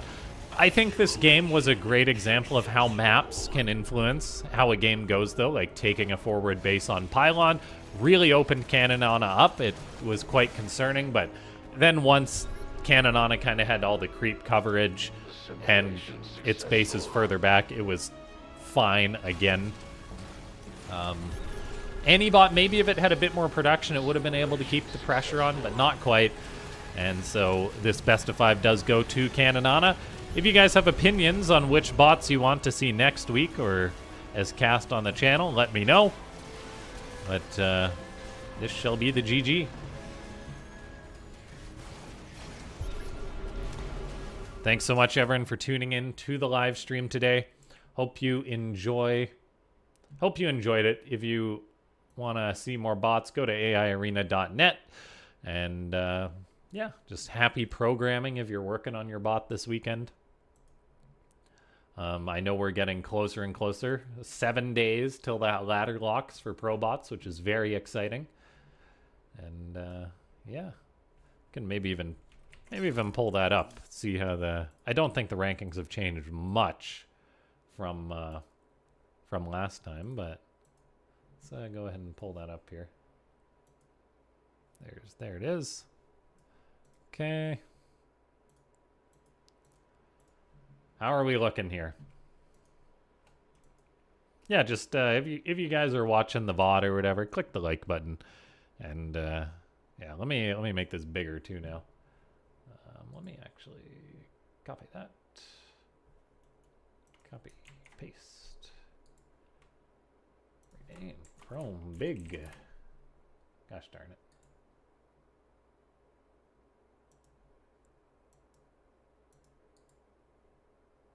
I promise we'll get this. Paste reference. Where's the duplicate that I want? That's what we want. Chrome big. There we go.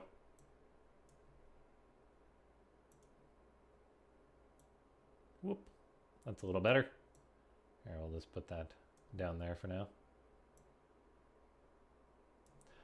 I assume you guys can read that. I'm nice and zoomed in here.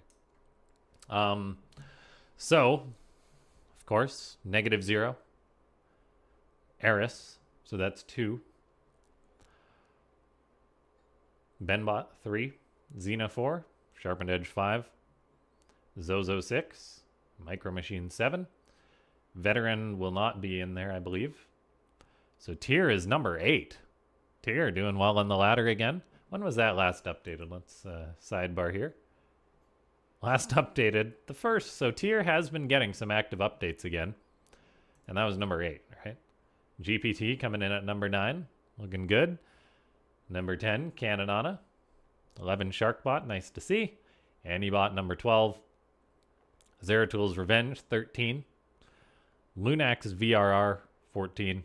Mike, the Marauder proxy bot, up to number 15. And then Small Bly at 16. The rankings have shifted quite a bit in the lower tiers, so Small Bly and Mike, Aeola's just on the cutoff.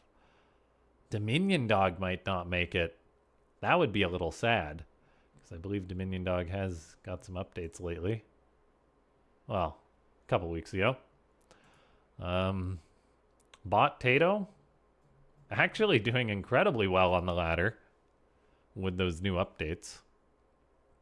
Muravev Protoss, another underrated bot, I think. Lots of very good bots here. But Wicked Bot might be a little far at this point. We got Mulebot from Merkmore. Where's Crawler? Crawler's in here somewhere, guys. Put it back on the ladder the other day. It can't be that low. Or did it not take on the ladder? Oh no, there it is. Still doing its placements. Down in Div 3. We'll update that at some point. I think they might have fixed the mining for Dominion Dog. Maybe I'm wrong.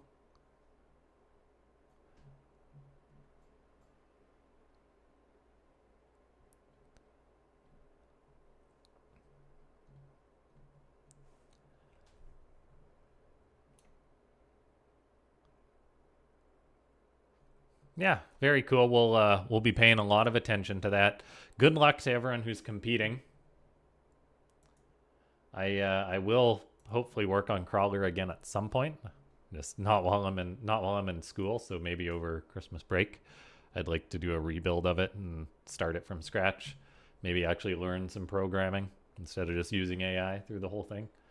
Which is an interesting topic of its own because AI is like such a crutch, right? It's like you got to learn how to do things properly, but with AI you don't really need to. So to get to a certain level, but then you just end up with spaghetti.